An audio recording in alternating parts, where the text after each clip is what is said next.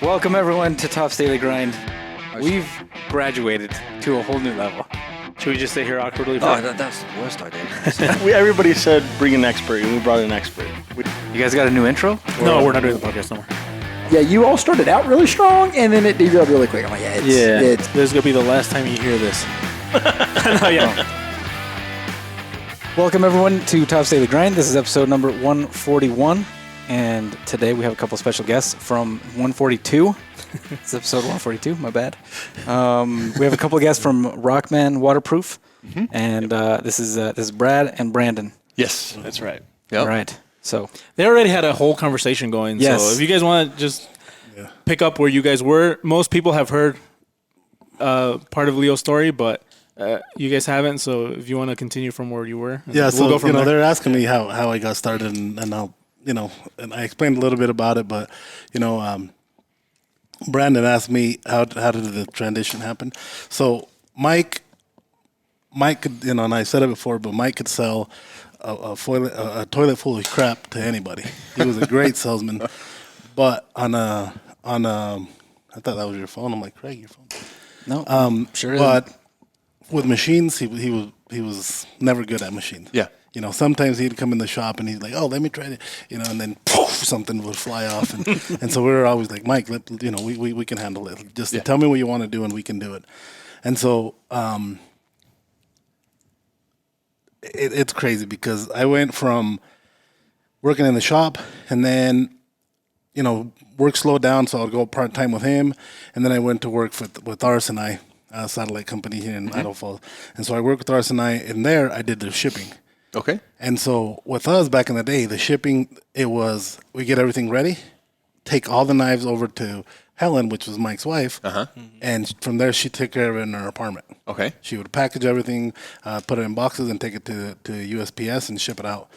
Well, we were starting, slowly starting to grow, and so at RSNI, things slowed down, and so they laid me off. They laid me off on accident. Okay. The owner, Gary, I built a trust with him that, cars or anything that needed to move from here to Sun Valley, he would be, Leo, will you take this up? And so he goes on vacation, things slow down, and then the manager's like, all right, we're going to start laying off people, pretty much the ones that we hired on. The newest. Yeah. And so I was one of them. But I still worked for him, I think it was 8 months. 6 to 8 months, and so I was one of the new ones, so I was laid off, and so I went and I told Mike, I need a full-time job, and I got bills to pay, that's when I was starting to get out of high school and stuff like that, and so Mike's like, all right, I'll bring you on full-time, because it's either you hire me or I'm going to look for something else. Yeah. And so Mike's like, okay, I'll bring you on, and so when we kept doing the same thing where take the knife, take the hell, and I told Mike, Mike, if you just get a computer, we can ship from here. Yeah. And he's like, what do you mean? He's like, yeah. I'm like, they'll come pick up. I'm like, UPS will come pick up from here. And he's like, I got an old computer in my garage. He's like, can you set it up? I'm like, I can. So then I set it up in his office, and it worked. And then he rented an office. He rented an office, and then I set it up there, and we got UPS going and everything, and we get everything from her house, bring it to the office, but everything we'd ship, we had to wait to make sure, before we send anything else, we make sure it gets there first. They were so, old school that, very old school, yeah. Let's make sure this is going to work. Make sure that the computer's not keeping all the information and not sending it out. I'm like, no, everything works. Everything's going to work. And so pretty much I started, little things, I guess, to make my job easier. Yeah. I would either come up with something to make it easier for me to do at least. So, like I said, I'm probably lazy. So I came up with pretty much the whole cleaning, fitting, all that. I came up with it. Just to make it, just to make it easier for me. Because even our sheaths, we would have a sheath and we had a person making them. And every time they were loose, we had to run across town, give it to him. He'd adjust it, fit it. And I'm like, Mike, give me a heat gun and I can fit them. He's like, you ruined that sheath. It's coming out of your paycheck. I'm like, done. But I was fine with that. I'm like, I'm going to lose $8 to $10 or whatever. but I don't have to drive my car, and he wouldn't give him gas money, so I'm still losing. You're ahead either way. And so instead of taking it over, I'm like, and so he got me a heat gun, and I'm not gonna say it didn't ruin, but the first one I didn't ruin. And so Mike's like, okay, this is gonna work. And then we hired one of my buddies to help, and so and of course we ruined some here and there, but not as And then so now we have 4 or 5 ladies doing that. We have 4. Yeah, and so then pretty a much couple that are little just things, clean. little things that we do now. I came up with them just to make it easier for us. Yeah. And so I guess by Mike seeing that, he had more and more trust on me. Yeah. And then there was a point, I'm talking about 10, 12 years, where just opportunities would open up. And so I started my own like custom shop Yeah. to make stuff for Tops knives. And so Okay. like Damascus trackers and custom high-end knives. Yeah. And I told Mike, I can do that. I'm like, I'll sell them to you. And and Mike's like, all right, perfect. And so I started doing that. And then, so I would work at Tops. I'd go sharpen for another company that used to make the knives for us. And then I'd go to my shop. I did that for 3-4 years. Yeah. So I would wake good up idea. at 5:30 in the morning, go to bed at 1 or 2 in the Holy cow. And so this happened for about 3-4 years. Yeah. And so Mike started getting that trust, Yeah. until so finally I think when everything happened, when his wife had a stroke, and Mike had to stay home more with her, and so he's like, all right, Leo, like we're gonna start making this yours. Yeah. This is gonna start going to you. You're gonna start, and he pretty much made me vice president there. I was already manager. Then he made me a vice president of the company, and then at the end, he's like, "All right, you run the show now, and let me step in." About 6-7 years ago, we became partners in Tops, and then It's probably more. It was probably 8. 8 years when we became partners. We were partners. We were 50-50, and then 2 years before he passed away, I was already running it. Yep. Yeah. Yeah. So Awesome. So yeah, it's I guess I miss a lot of little things that happen between there and there, but that's pretty much it. That's so awesome though. But yeah, going from ground zero to even the sheaths, like making sheaths, we used to have, every time. So sheaths, we had a company doing it that we outsourced to. Our knives, we had a company that we outsourced to, and now everything's under me. Yeah. I bought out the company that would make our blades. I bought them out. The company that made our sheaths, I bought them out. You just do it all in house now. Everything's all streamline in-house it. now. Yep. Then you have full control. That's so Yep, awesome. Absolutely. That's great. So, when are you going to start designing and building packs, waterproof packs? So that's what you guys. Yeah, here. that's why you guys are here. So next on the list is we need to bring that in house. So Absolutely. So But those knives would cut those bags. So yeah, And that's right. so He's got even good like, sheaths. like so we're even good. my Yeah. designing. So when I start designing, I would show him a design, and he'd be like, "Yeah, cool," and he's like, "All right," and put it away. And he didn't really because his design was more like tactical, hardcore, and square, blocky, and mine had more of a flow. And he's like, "Yeah, they look." Like he told me, they look pussy. And I'm like, all right, whatever. And so there was, the Blue Otter was my first knife, and it's a little knife because we messed up some Baghdad bullets, and then he grabs, I remember there's like 10 of them that they messed up when they're grinding them. And so I'm like, can I play with one of those? He's like, yeah. And so I started grinding, and I made a new design out of it. Yeah.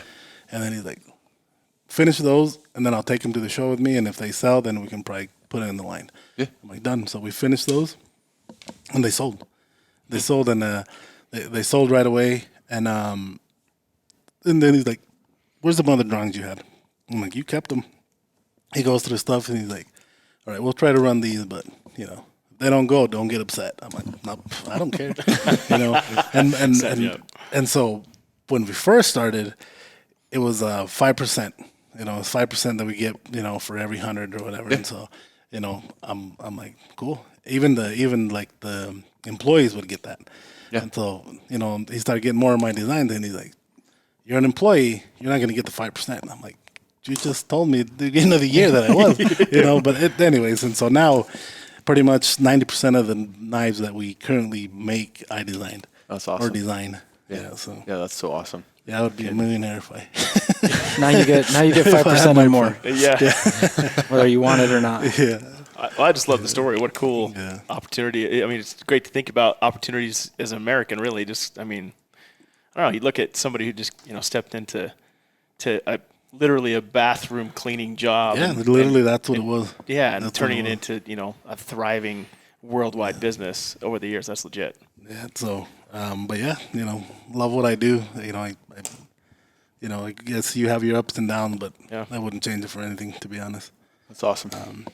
So yeah, now going to you. So guys. yeah, how did Rokman get How did started? Rokman- Let's We can talk talk to you about guys. knives all day. Did you guys do the reverse Uno card Yeah. where you guys interviewed us? Totally did. Absolutely. You didn't know what you were getting into when you had us come over here. We are talkers. So Good. That's your what hour we and a need. half turns into 2.5 hours. It's kind of a cool story. When I actually went a different path through my career and my life, I played football at South Fremont High School, just up the road. Went to South Fremont, graduated there, played football. I was a big kid, big guy. We weren't any good. We didn't win a single football game my senior year, so I had nothing What to year brag did you about. graduate? 2003. Okay. Yeah, 2003. Anyhow, and so, but I had some cool opportunities. I had some college coaches come talk to me, and then I got a chance to go and play at the University of Oregon and play. Nice. I was a tight end when I went over there. Then I shifted over to defensive end.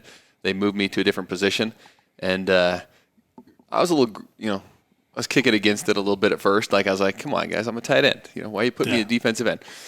Well, it was a good move on their part, right? I learned real quick that my coaches wanted to win. Probably more than I did, right? That was their jobs, their livelihood. So they put people in the best positions. And so anyhow, I ended up, playing defensive end at the University of Oregon and went through my career. I had a pretty awesome career at the University of Oregon. My last game was against Cam Newton, and the, I was going to say this NFL team, sorry. Auburn and Cam Newton was my last game in a national championship football game, right? So I got to play in the biggest collegiate football game possible my senior year and start and be on that team. It was a really cool experience. And then after that, went and played for the Kansas City Chiefs, the Oakland Raiders, and then I finished my career with the Philadelphia Eagles. Oh, man. So I go this route of football, and then I come home, and thankfully at Oregon I got a degree and economics and Spanish. That was my degree. Nice. And so I come home after retiring, and I bought the family farm, which was not my intention. I got to tell everybody it was not my intention, but I ended up, somebody was going to take the family farm, and it wasn't going to be, it was going to be some random person. So I ended up buying the family farm. And I spent my first about year every day just out working on the farm, fixing fence, building corrals, upgrading it, making it a nicer place, a place that I got, when I was a kid, I planted so many fence posts and fixed so many corrals. I was all like, so I put all steel stuff in and concreted things in. I'm like, I'm doing this, what's going to last my whole life, so I don't have to do this again, right? Yeah. So I spent all this time fixing this up, and then I was getting towards the end of I'm looking for things to do, and I was like, all right, I can't.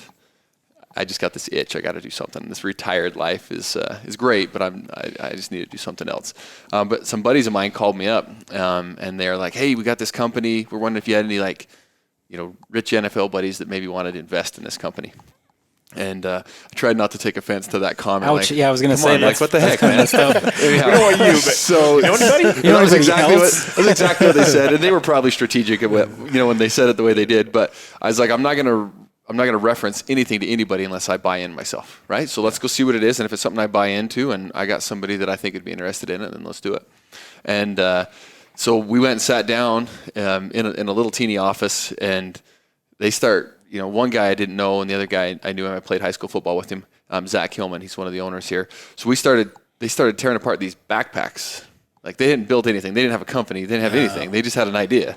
And so they were just like, we're thinking about doing this. And they start shredding these backpacks and pulling them out. And I'm just sitting there like, you are wasting my time. That's basically what and I told them that. I left the office and said, guys, I'm sorry. I don't have time for this. You don't have a product yet. Yeah, there's nothing here. Like, there's not even a company. There was nothing. Not even an organization, nothing. I was like, yeah, I'm not going to invest a bunch of money into this. I talked to my wife about it, and she started getting excited because I'm a big hunter and outdoorsman, and I always have been. But when I did my football career, like I took a leave of absence from the hunting world, right? And so I'd always told her and my kids these stories about me hunting and outdoors and this stuff. And so she's like, you should really do it. Like, this will be so good for you. And I know how much you love outdoors and I know how much you love hunting. And I'm excited for you to do it now that you're retired. She still regrets that to this day, right? Because she didn't know what the life was being married to a guy that likes to hunt. So anyhow, but I finally went back to him and I said, I'll tell you what, like, let's see if we can start something up and build something out of this. I got some time on my hands, and I'm not going to throw the money you guys are asking at it, but I got this amount. Let's put towards it, and let's see what we can build. And so from the start, we literally sat down around a table, drawing on like napkins, like things we love about packs, things that we don't like about packs. What are our main goals, right?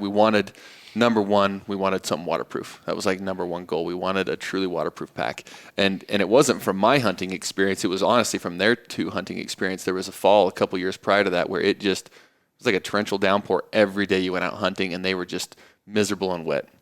And being able to hunt in the wet, rainy weather is some of the best time to hunt. People don't realize that. Nobody else is out there. Yeah, nobody's out there. The animals can't hear you. Yeah. And the scent's knocked down. It's like a great time to be out, perfecting your skills and your art of hunting. And these guys were just so mad about that year because no matter what approach people took to it in their gear, nothing would keep things dry. So, all right, let's go 100% waterproof, not water resistant. Let's 100% waterproof. And the next thing is we want to build something that was like we say modular or a stackable and adaptable system, something that is just like a one size fits all, right? Let's get a set of shoulder straps that we can just fit to somebody, and then any pack, any product, anything we use will work with that shoulder straps. And so you're not having to own 10 different packs hanging on the wall and be like, okay, this hunting season, I'm going to use this one, and then for this hunt, I'm going to take it all out and pile it all into this one. Like, we wanted a system, a full interchangeable system. So that's kind of how it all started, just literally writing on napkins and then traveling back and forth and getting prototypes, and we're still not being built in-house. Yeah. So I envy you guys a little bit. We outsource everything right now. We just do a little custom designing in-house, and then we outsource is everything made here in the States? No, it's not made in the States. We're all overseas at this point. And I learned real quick that you can have quality product built, but you have to be there and you have to inspect it. And you have to be around it. And so I have taken so many trips overseas to sit down in the factory and just watch and just check and just say, be there. Here's this product. Okay, this is what we want. And once the people building it understood what the use was and how we were doing it, and us showing your standards photos too, your quality that you're exactly, looking for. and they knew we weren't going to give on that. And we got an awesome product, and it's one of the best. It's a premium product, and we absolutely love it. We've tried to source it in the States, and because of the quality of the stuff that we have and the high-end product that's being used, you just have to sell it for like $10,000. Yeah, I was going to say your price point would be rough. So it's a journey, but we're working through it. It's been great. It's been well received, and it's continued to grow. So we started back in the concept and the ideas 2016, and then 17 we really spent that whole year designing and developing. We launched it in the spring or early winter or late winter, early spring of 2018, and 18. It did really well. We've had companies trying to buy us out within our first 2 months of being open, and so we're like, all right, we got something, we're doing good here. 19's just soaring, taking off. We're like, holy crap, we're going to have to deal with some major issues. And then the last part of the 2019 COVID hits, right? And it shuts down all of our shows, seasons, and expos, and we hadn't quite grown online. So we had kind of a year and a half, 2 years of just like lull in there, like we're trying to work things out, and then we just kind of, and then I brought on Brad. I hired Brad. And you started in 2022, right? December 21. Yep, December. just the last. We're we're gonna say 21 because it sounds long. December 2021. So you started 2021. Man, it's been 15 years. And then and we brought Brad in to come and run and just run the company, and so just to do all the day-to-day, keep the relationships going. Brad's awesome. Him working with people and those relationships he builds, he does such a great job. So we brought him, start doing that, and we've kind of done a relaunch, and we're just doing really, really well and taking off and doing awesome. So it's just been a fun journey, but we're like the beginning stages. Like you're on the veteran. I need to spend some time with you, Leo, and just visit about some things, educate us a little bit, because we're learning. Sometimes it's spaghetti on the wall, right? And we're just seeing what sticks, and it's going well. It's doing great, and that's kind of what spurred this whole event that we have coming up. You guys are actually going to join us at the Rokman Games. Right? We'll be out there. Yep. So that's pretty awesome. That kind of spurred that idea, because from the get go we had brought up, man, it'd be awesome to do an archery shoot up at to Ski Hill, Kelly Canyon, and nothing ever lined up that, it didn't work out. And we just kept having these ideas of doing this. And this year, with having Brad, and then I hired a lady, Angie, who's an event planner. She used to plan events across the world. She's been to Australia 17 times, I think, or 14 or something. I don't know, somewhere. A lot more than I have, which is none. So she's done these events worldwide, and so we had her on staff, and it just was doable. Brad knows the owner of Kelly Canyon really well, Mike Van Stinkist, and it was just like a great relationship there. And he's like, let's do this. And here we go. We just said, all right, we jumped in with both feet, and we're doing the Rokman Games, which is just supposed to be a little local archery shoot. And now it's turned into a nationwide event. Yeah. I mean, we just had a whole group of people book, tickets to shoot the event from Wisconsin.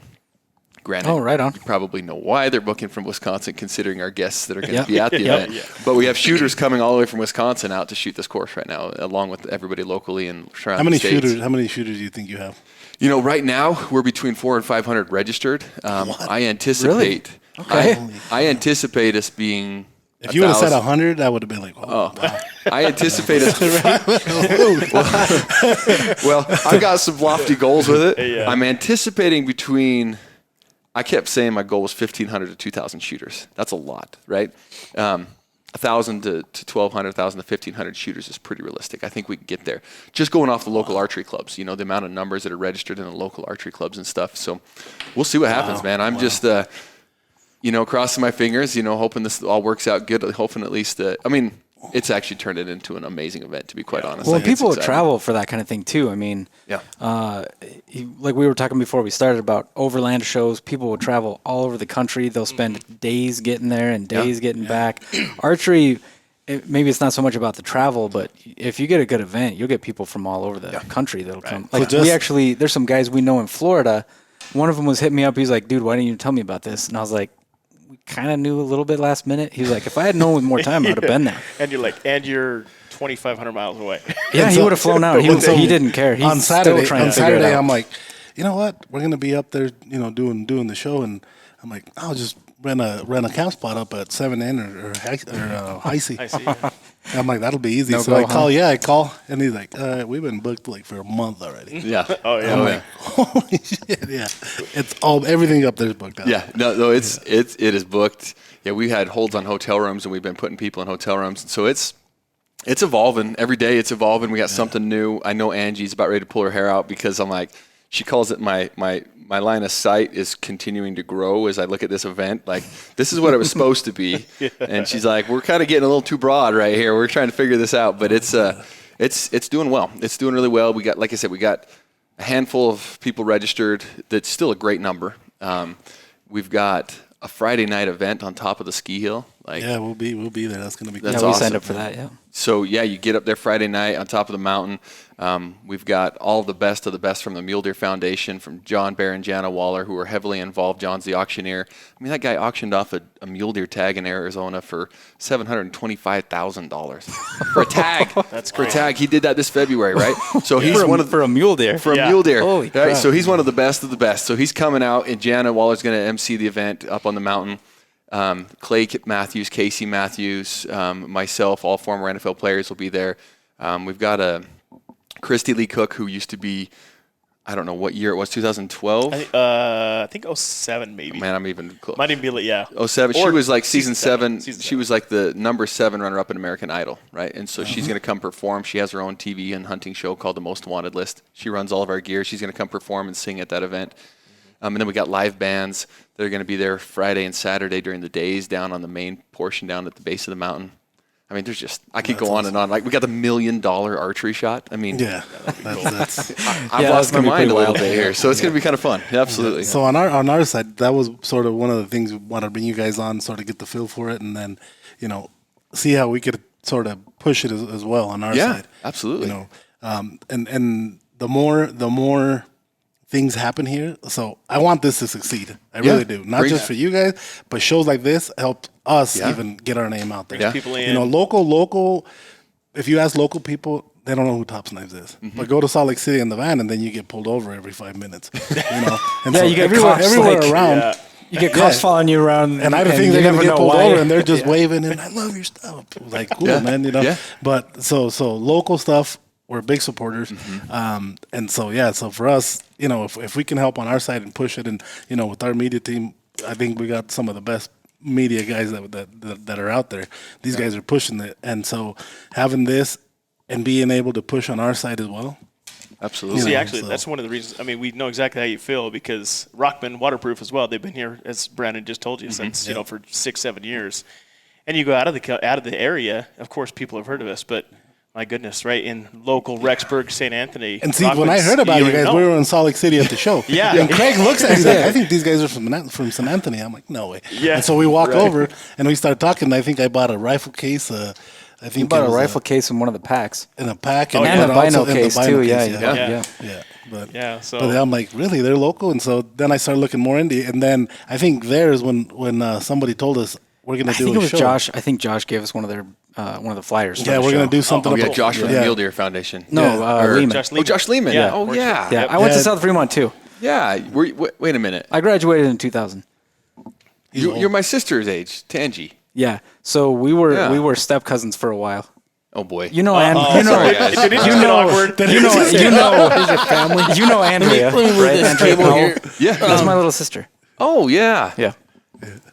Yep. Yes. Awkward stories coming up. Yeah, it was nice. We're done. We had met. Like we knew of each other in school, but like, so you know who I haven't talked to him since school. So you know who he was, but he had no idea who you. Totally. That's correct. Yes, I'm not gonna lie. Well, yeah, but I mean, he's one of those guys. I'm like, did I meet him at the shows or do I know him from somewhere? But I'm just not gonna say anything. And now it's like, don't worry about it. Don't worry about it. It's all good. So she's your little sister. Yep. So she's only a year older than me. Yep. Yeah, she was 2002. Yes, and I knew her really well. Yeah. That's cool. Awesome.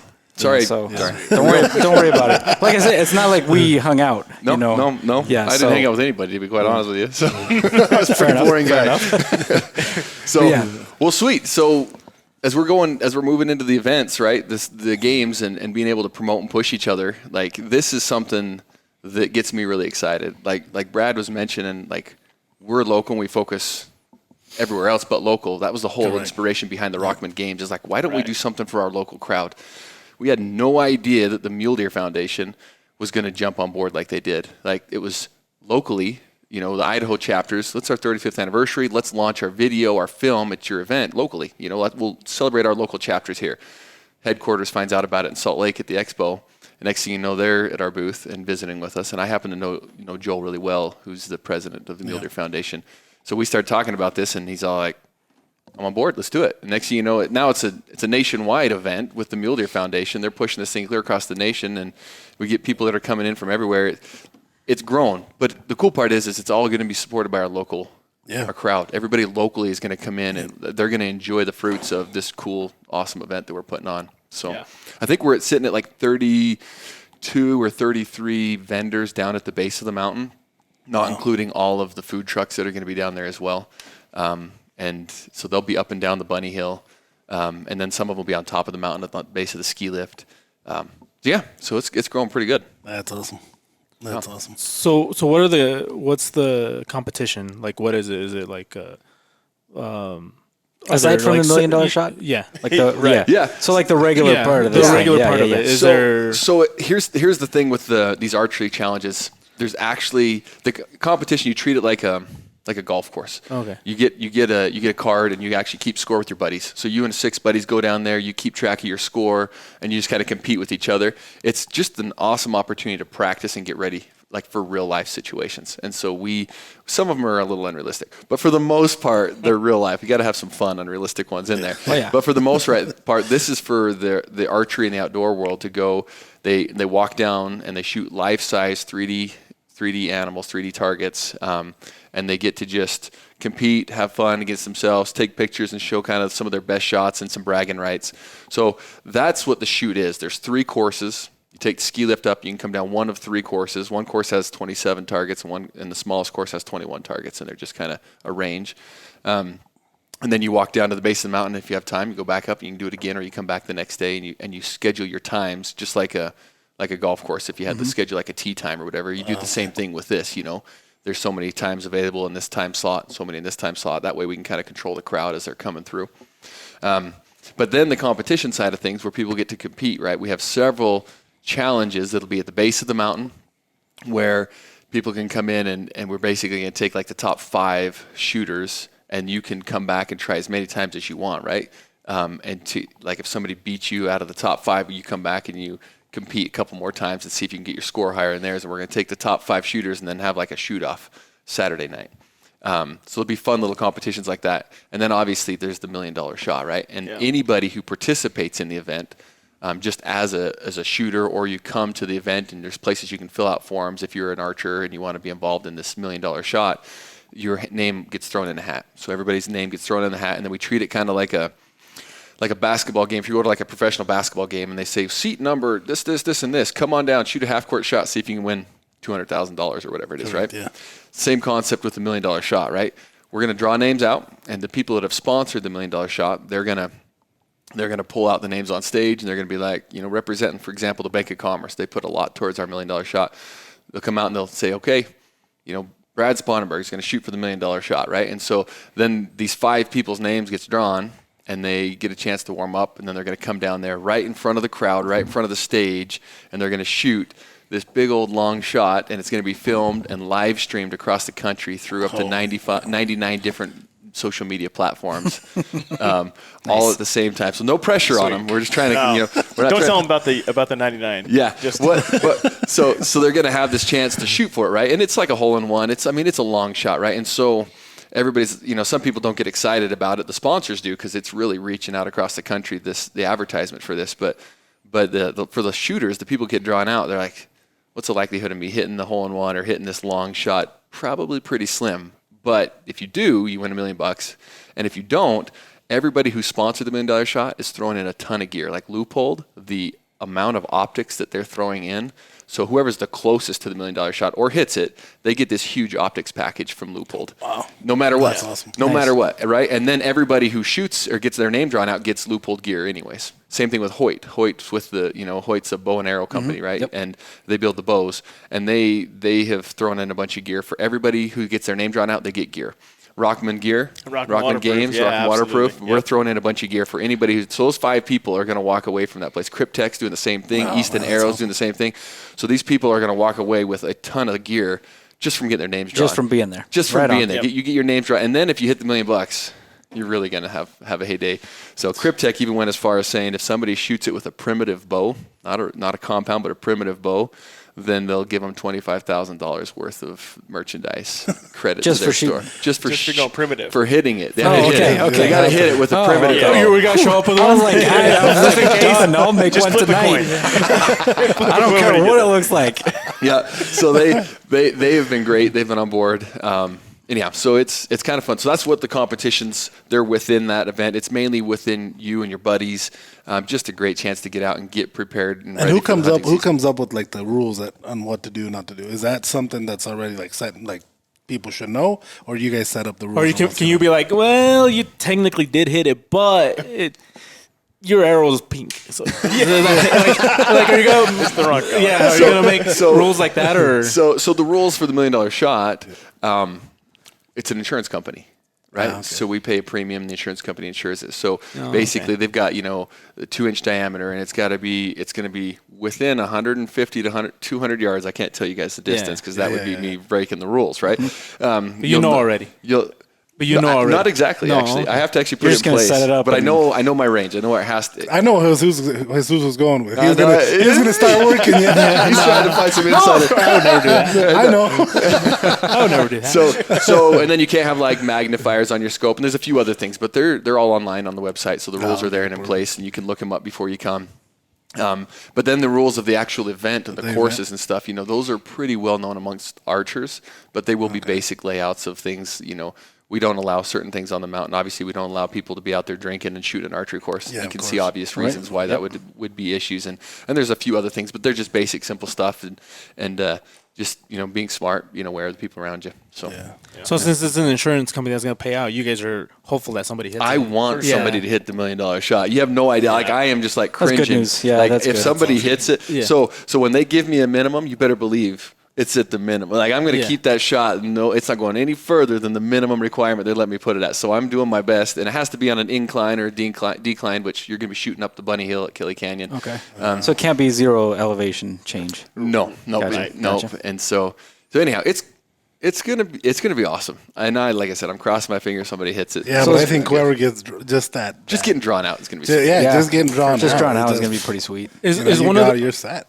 Am I wrong? Is it one of the rules that you can't be a professional archer? Yes, you cannot be a professional archer. How hard would it be for a professional archer to hit it? You know what? I see people do it all the time. If you get online and look at things, like I watched this guy online shoot at 300 yards and nail it bullseye.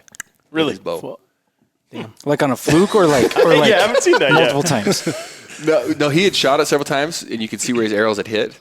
And then he shot once, and he was filming it in slow motion, and he shows like the arc of the arrow coming down because you can't really see the arrow in the film. Yeah. You can just see the camera on the target, and then when it hits, then it zooms in on the camera and hits it bullseye. It's pretty awesome. So some of these guys some guys are really good at this, and this guy's not a professional. This guy just does it on his own. just Like, has fun. how do you qualify somebody as a professional archer? I think they've got to be paid for shooting or competing. I don't really know. You have to be on some kind of show. Yeah. So we're talking about what defines a professional this morning. Exactly, yeah. That The you don't insurance necessarily have to be good, just as long as you're getting paid for what you do. Then you're a professional. So. You know, there you go. Yep, that's why I could play football, right? I just got paid to do it. I wasn't any good at it, but I got paid to do it. So, okay. So Rokman started like officially in 2018, and COVID hits. Yeah. What did that do to you guys? Did that mess things up? Did it skyrocket? Like, You know, what's crazy is that time the outdoor market went crazy, right? Yep. For anybody who was known during those times during COVID, people were just buying stuff online. Nobody really knew about us. We'd only been open a year and a half, and so the people that did know about us, our online sales did pick up. But we actually had companies like Shills and some of these outdoor stores reach out to us. We were a direct-to-consumer company. That's how we had been, and we didn't have any intentions of changing. But because we couldn't go to shows and we couldn't get in front of the general public, we took some of these guys up on their offers. Like, we'll go into these stores. And so that actually opened some doors. So now we're kind of a blend. We do a little bit in the bigger stores, and then the majority of what we do is online sales, is direct to consumer. So it added a little mix to our approach and how we do our sales. And so Brad has really been working heavily with some of these stores. I mean, we just got our big first order from Bass Pro Shop, right? Yeah. Yep. Bass Pro. So we just went into Bass Pro Shop for the first time a couple weeks ago, and we're just slowly chipping away and seeing how that's going to work for us and seeing if it's something we want to pursue or not. Right. are they doing that in store or more like a online thing? Both, yeah. Both. Yeah. Nowadays, everybody, if it's in their store, it's online. But it's all in store orders right now. So they're and then they carry it online, and if they need to replace the ones that they've sold on the floor and they need to make online sales, they come to us to get the more coming. Right. So Yeah, that'll be fun because you have to keep so many in stock for them, and Yeah, good luck. Good luck. So we deal with them too. We started But with Cabela's before Bass Yeah. Pro bought them. yeah. Right. And they had some pretty. Bass Pro's not as strict. Cabela's had some really strict rules with how much stock you had to have and how you had to manage your inventory with them and everything. And I've seen Bass Pro be a lot more lenient than Cabela's was, but it was not fun when we first started dealing with them. Oh yeah. Yeah. Our biggest thing when it comes to retail, or not retail, but like dealers and wholesalers like Bass Pro and others is just we got to tell the story. We got to effectively help people realize what differentiates us from any other backpack company or gun case, because otherwise we're just a pack among several And other see, with us companies with that are more knives, same thing with expensive. knives. Yeah. The reason we do trade shows, like we're on back order right now. Oh, yeah. We're a year, 2 years out. awesome. But I still do trade shows. Again, to tell a story and why our knives are. you go. I'm not going to say better. I'm never going to say better than the other ones. I know a lot of great knife makers and a lot of companies that have great knives, but what makes us different from them? Yeah. And so that's the reason. Just getting it in people's hands. We have over close to 300 SKUs. Not anywhere you go, they're not going to have them all. Yeah. And so having the most we can in our booth, and having people touch them.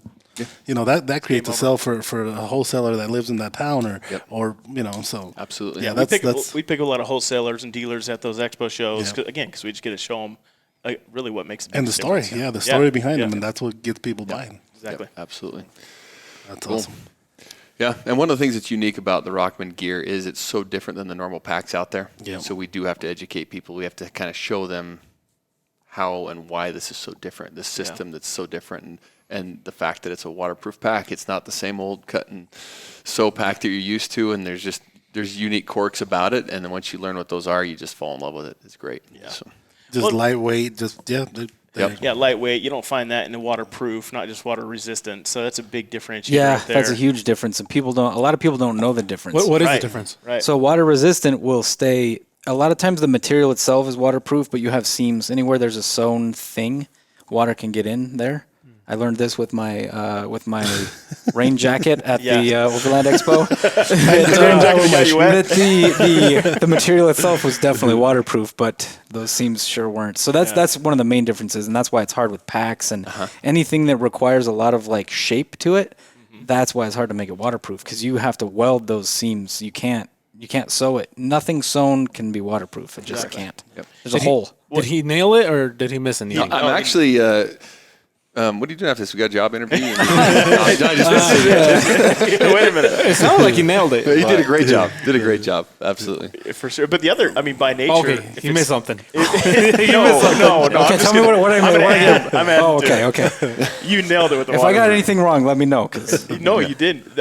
But by nature, it's also dustproof. And here we are in Idaho, where it's really Oh, dusty, yeah. especially during the winter or during the fall when we're out, either camping or hunting, fishing, whatever. It's dusty, especially when you have your stuff in the back of your ATV or UTV. And so, yeah, it repels, keeps out 100%, keeps it dustproof just like water. And it holds air in too. It's buoyant, so it'll float. It's interesting because we had a guy that works with Christian Arms that were out fishing. And one of the guys was wearing our packs. He actually had it on his back, and unfortunately, his waders, like it happens, it started bringing on water. So of course, it just sucks you down. And thank goodness he was wearing one of our packs, because it held him up above water.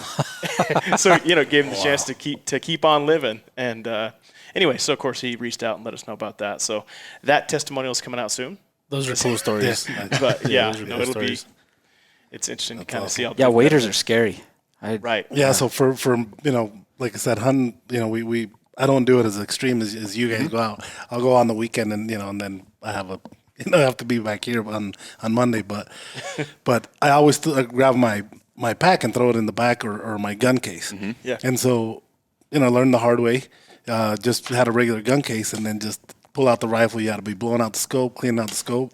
And so I got a big hard case. I'm not going to say just big black hard case, the waterproof and dustproof and everything. Yeah. But then you go to take that thing off and it weighs more than your buck that you shot. Them things are heavy. It's true. And so when I see them, and I told Craig, I'm going to take one of these. Because the rifle I'm shooting now, it's a 6.5 PRC. Just for mule deer. But I put a suppressor on it. And so the thing's nice. But then you put it in that case, and I got it just the lightest possible. Like everything is lightweight, and then I put it in that black case, and then it's like, just heavy. And so when we seen your packs, I'm like, this is gonna be perfect. That gun case, I'm like, this is perfect because lightweight rifle and dustproof. Now I just throw it in the back of the Razor and we're good. As soon as we started walking through that booth, I was like, Leo's gonna buy something. It's game over. And then he got 3 things. Well, we got 3 more if you want them. It's a common occurrence. Yeah. It's a common occurrence. Anyhow, we love it. Yeah. Will you guys be selling there too? We will. Yeah, we'll have a big old booth there. So That's awesome. Of course we're developing constantly some new products as well to bring up to we won't have them in time for the games, unfortunately, but they'll be out hopefully. As we approach the end of the year and beginning of next year, we'll have prototypes complete and have some mass production of a few different products. So do you guys have a plan, like say yearly? I'm gonna come up with 5 new packs, 5 new items that I'm gonna add to or is it just whatever happens? I don't know that we have like a quota. Like we want to come up with this amount of things. It's more of like this is next on the list, right? Like we want this one done. Like we have. I got probably 4 or 5 things that I'm like, we want these done, right? We want to get these things done, and as you handle the growth, it's just a game, figuring out what's going to make the sense, where do you put the money in to get it onto the market, what's going to sell and do well for you, and so we're probably at that stage more so now than we ever have been. We've been just at this getting launched and growing stage with what we have, and we've added a few new packs to it. We haven't added a ton. We've just added 1 or 2 new things a year since we've launched. And now we're getting to that stage right now where we just got, rangefinder pouch is a big thing that we've got it. And we feel like we've got it, fine-tuned pretty good that we're getting ready to launch that one. And we got these big duffels that are just awesome. Like, I could shove Brad inside of one of these duffels and take him to Alaska. It doesn't need to be a very big. He wouldn't even get it. He wouldn't make it, but he wouldn't get it. He might not be able to breathe, but we can get him up there. So anyhow, we got a few other things that we're in the works of that are just awesome. And some of the companies that carry our product are really pushing that we launch different types as well. And so we constantly looking and trying to stay true to who we are. Straight true to what we do. Like color, is color an issue? Like, I see that you guys' color just was like a gray, right? A gray, blue kind of Because color. that's something that people bring up. Like, are you guys going to have different colors? Are you guys going to make this and always get that? Yeah, it comes up for sure. I mean, not too often, but when it does, it's a common thing. Most people kind of bring it. But you're going to make this in camo? That's what everybody always says. You're going to make this in camo?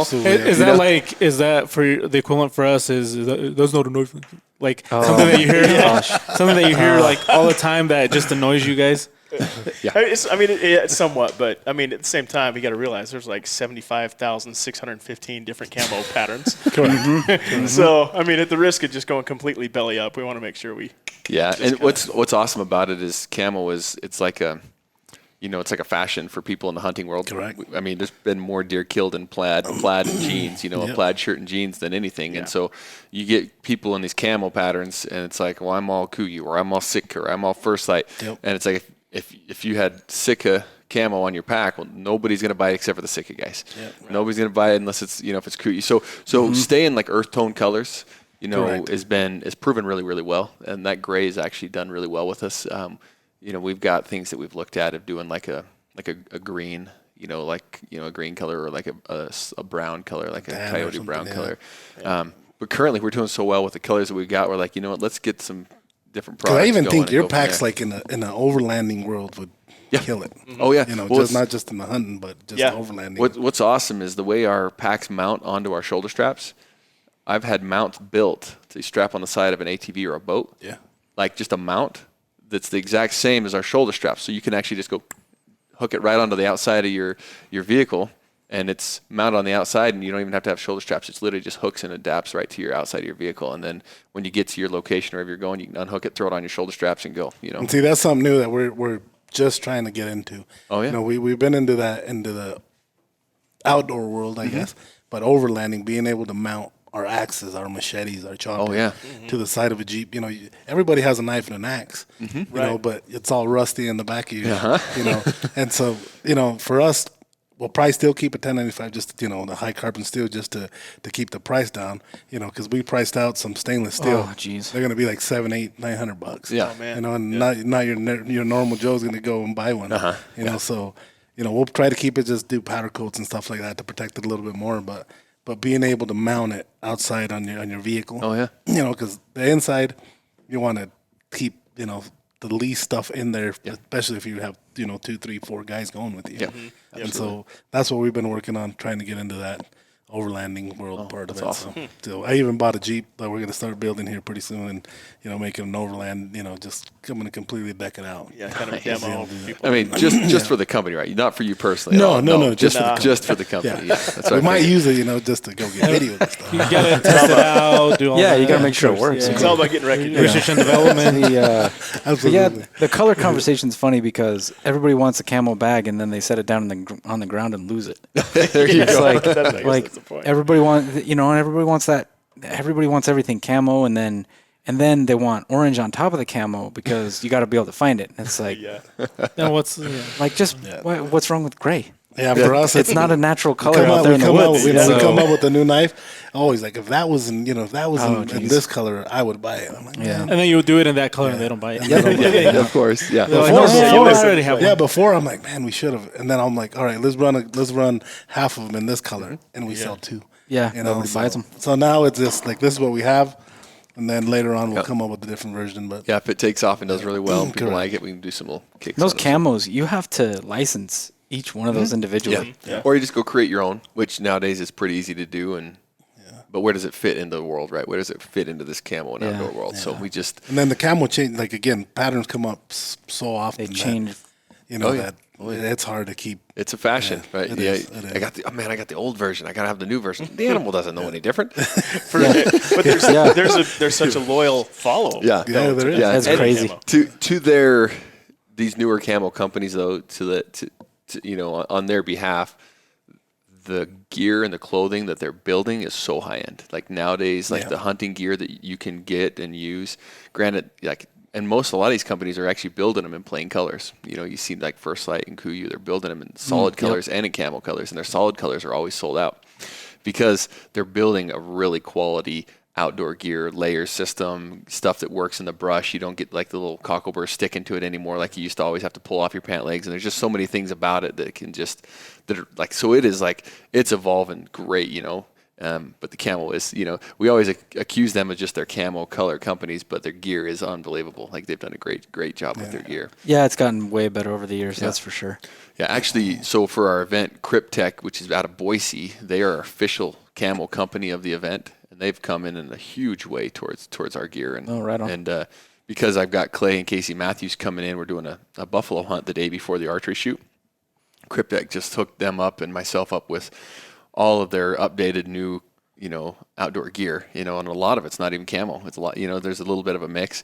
And I'm just super impressed with the quality, like they said, the quality of clothing and stuff that these people have. And it's really cool. It's Where cool you guys be doing that buffalo hunt? So, I've got a buddy of mine who has a ranch, and they raise elk and they raise buffalo. It's up in Squirrel, Idaho, so it's Idaho Elk Outfitters. Oh, right on. Dylan Klingler is his name. Dylan and Roy Klingler. They just built a cool lodge over there in Squirrel, Idaho, and so that's where we're gonna go do it at their place. Awesome. Yeah. That'll be cool. Yeah. Anymore, it's a little bit different ball game to just be like, I want to go on a buffalo hunt. Let's go get a tag. Yeah. You can't do that nowadays. Yeah, that's going to be a lot. I just know more a lot of people go up to Montana. Yes. There's a couple Yep. places up Yep. there. That's Utah why I also, right? They Isn't have there a couple some buffalo hunting in They Utah have some, too? but they're really hard to draw Yeah, those tags. those are. okay. But Really hard. Montana's is not bad. Yep. So, yeah. Especially this time of year, none of them are open this time of Yeah, year. But yeah. That's why I'm like, Yeah, where are you going? yeah. Yeah. How? Yeah, Right on. So we kind of, I don't know, maybe we kind of touched on it, but are you guys going to move into other industries, like outside of hunting? So we kind of already are. I mean, we're in the fishing world, in the hiking and outdoor world. I mean, there's some people that'll buy our packs that would not be caught dead near a hunting company, right? And we have a part that you can pull out of the bottom that's orange. I had one guy who, when he bought it, the first thing he did is he dyed that all black. He still loves it, and he still uses it. It's our load strap that comes out of the bottom of our pack. And he loves the function of our pack, and he uses it all around the world, hiking and just covering huge distances all around the world, and sends us pictures all the time of torrential downpours and him out there just being like, check this out. His gear's all dry. So in the pack world itself, we're pretty heavily in like those three categories, just the hiking, the hunting, and the fishing category. Like people Should get use into those quite a the bit. photography part.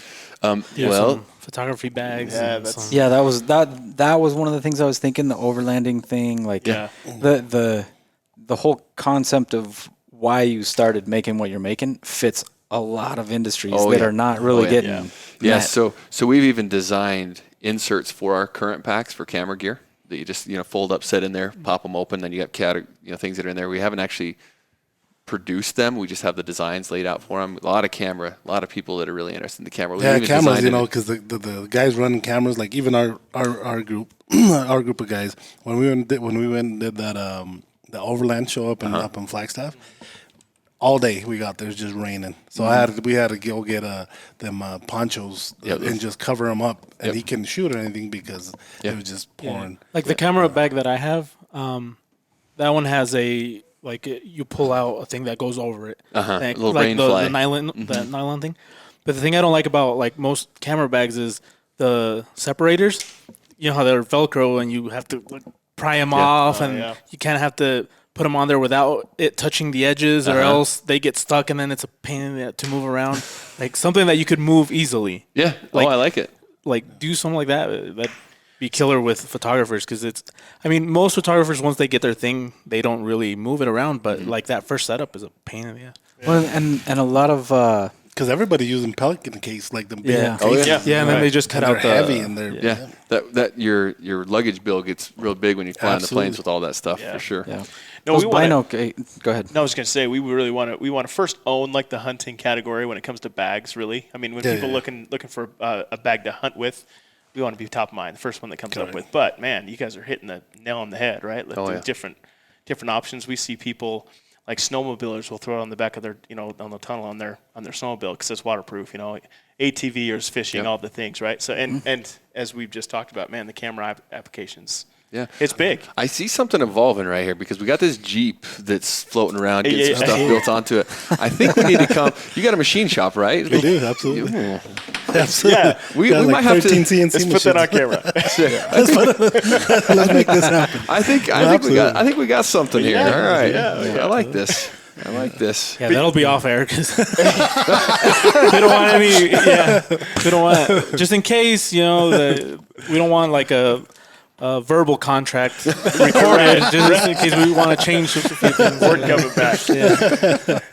No, but you mentioned something the about bino binos. cases. So a lot of photographers, they look for something like a bino case to carry their cameras in, but they're just not quite the right shape. They're just not quite right. If you were going to get into camera gear, that would be one of the first things I would say, because every time we've talked to a cameraman that's looking for a bag like that, they look at bino cases and don't usually buy one because it's just not quite right. Yeah. Yeah, shape-wise. So, There's again, we've met with a few different cameramen, with that men and women both really that just go and that's what they do for a living, really, filming hunting shows and things like that for different networks. And that's the biggest feedback really is the size and the shape and just making sure it's the right way. So it's a process for sure, but it's definitely something. And there's always going to be stuff you can add on. It's just it gets expensive. I know it does. So for sure. Yep. For sure. That's all right. We're not gonna pay Brad anymore. He's just gonna work for free, and we can do any of this stuff. That's right. I love working gratis. Pro bono, huh? Pro bono, Something right. like that. that's awesome. Just pay me in equipment and in bags. There you go. We'll There you take go. it. And a Jeep. I think there's been a mention of a Jeep. Anyway. Sitting out there. So. But as far as our accessories, I mean, you mentioned the bags or the bino harness and the gun case. The gun case this year, ironically, has become our best-selling product that we have. Yeah. It's 54 inches long. You can fit anything in there with a suppressor. So you mentioned you have a suppressor on yours. I did. Yeah, I have the same thing. I have a 7mm with a suppressor and a bipod and optics. And it's funny because I'll tell people about it and their first question is, well, what do you got to take off to put it in? I'm like, I don't take anything off. Like, it all fits in perfect. Yeah. And it's the cool part, though, is I'm sure you've experienced it. When you're out there hunting and you pull it off the back of your four-wheeler or whatever, and it's caked with dust and dirt, and then you unzip it, and it's just like, it's like clean it's as like it manna was. from heaven. Just gets like clean And as then a you don't have whistle. this thing going Exactly. the back of your belly. Yeah, exactly. Yeah. So that's definitely helped sell it. So that's awesome. So like I said, of course, off camera, we'll talk a little bit more about what we can do out there. Absolutely. For sure. Yeah. Like our plan is to go out there tomorrow and just do like a little a video on, we're going to be out there and, get some guys trained for it. But cool. So That's so I don't know. We'll do something. Absolutely, man. awesome. I love it. So every guest to the podcast gets a little regalo from us. Present, sweet. That's the word. I couldn't think of it in English for some reason. No, is the word in Spanish that I could think of. I'm Yeah, is so there a dictionary? little gift that everybody that comes onto our podcast gets. So That's really cool, guys. Thank you for that. That's really cool of you guys. It's really neat. I was going to ask if you machine these in-house, but I'm not going to ask that question. It was designed in-house. Designed in-house, But right. it was not. And if you read, there's a little card. That we comes took the with card it. off. Yeah, we took the cards out. Yeah, we took Okay, the cards perfect. yeah, the cards are incomplete or more than complete now. Yeah. Yeah. Nice. Well, guys, this is great. We appreciate this. I'm grateful that you guys are going to be out there at the Rokman Games this, in 2 weekends on the 28th, 29th, and 30th of July. Just grateful that the local public can come see you. Now, it gives them a chance to recognize the people that are around here locally. That's the whole point of it. I've had people from around. I've got companies coming from the East Coast to have a booth at our event. That's awesome. And one of the main reasons is they're like, there's big events all across the country that we could go attend, and everybody has their focus, right? And the majority of people's focus, right, is how can I make money? How can I make money? Like it's trying to do it. And you got to be smart business-wise. But our entire intention behind this event was to bring recognition locally to our company, right? To our company that we have, and to kind of get that brand recognition out there across the country even more. And we want to do the same thing with everybody who's part of the event with us, is like help them get their brand out there. And so as these companies are here, and like our goal is brand recognition, like to help the people here to come and participate, just to spread the word and let their brand be known. People are just getting on board with it. Like, that's awesome. You know, you can just tell it's a different mentality. The Mule Deer Foundation, to take this and make this their main event, you know, that's unheard of for them to do something like that. And the fact that they're wanting, you know, what our focus is, and how we're just not like, yeah, you can come be a part of this, but I need you to pay me, you know, $65,000, and then I'll let you be our main sponsor, our main part of this event. You know, that's not our goal. That's not how we've been approaching this. It's like, let's build the right team, the right group of people where we can all help each other out and build some synergy and just grow this. So that's what the Rokman Games is all about. You know, opportunities for people locally and to help share the brands of all of our partners. So So that's awesome. Yeah, we're excited. It'll be cool. Hopefully, hopefully you guys can keep it going. And hopefully, hopefully down the line there's more stuff we can do together too. Love so it. That'll be awesome. Yeah, that'd be really great. Thank you again. This is so cool. I have been eyeing this thing ever Do since it. I got here. What does this mean? Does this mean like it's nothing? over? It's just trinkets that we have nearby. Okay. It's, I just couldn't tell if like Leo it's ordered hit this. You gotta hit ceremonial this. thing. Yeah, I know. I won't hit this. But, Yeah, Leo ordered it for him. But he kept playing with it during the podcast, so You had I to take kept it away. smacking it. I kept doing I something. noticed He that there's took it not away many from me. toys over by Leo. He took everything. but there are a just couple with knives. everything. So yeah, I couldn't take those away. Yeah. He looked at it wasn't gonna go well. So yeah, guys, really appreciate you guys coming on. Like I said, and I don't know, down the future, hopefully we got some other things coming. So let's do it for Let's sure. do it. Absolutely. Sounds great to me. And in the meantime, if you don't mind, just kind of writing just a first edition book on how to grow a grown man's beard. I'll read it. I will be first in line. I have a guy here. Second in line because we got a guy who want to go first. Yeah. We keep trying to get him to grow a beard, He's but been putting something on his face to try to make it work, but not helping. It's not. This part's not bad. It's the. so he needs Like, to get it. it's everything He needs else. to get it like higher up on his face instead of just on his chin. Fair enough. Yeah. Fair enough. I had a beard for a while, and I shaved it. And my wife and kids are both like, "Can you put that back on?" Craig, I'm not liking what I'm seeing. Craig grows a pretty solid beard, and then he shaved it off, and everybody here in the shop like Makes fun of him. Yeah. Put it back on. It's been probably a couple years since I've actually shaved it off. I'll trim it every now and then, but I don't use a razor much anymore. Yeah. Nice. I shaved like 20 minutes ago. Jesus. It grows stupid fast. You give and I Jesus a don't month, like he it. looks like a terrorist. Like, legit. If he just yeah, absolutely. I offered him Between him and John calling me an IT guy. I offered you $1,000 to leave it for a year. Huh? Yeah. And he didn't want He to. turned it down. Do it. No, that's too much. I told him I would do it, and he was like, "Nope." After 3, so the longest I left it, I think, was 3 months. And it was longer than this, I bet. No, it was long, but I shaved it off, and somebody's like, "How long have you been growing your beard? Like a year, 2 years?" I'm like, 3 months. That's the most. Yeah. I love it. No, it starts itching, and I hate it. Yeah. So a year I couldn't do. Yeah. Well, I didn't mean to squirrel it, but thanks again for letting us come on here. Of course. Thank you guys for Thank you joining guys us. for coming on. So.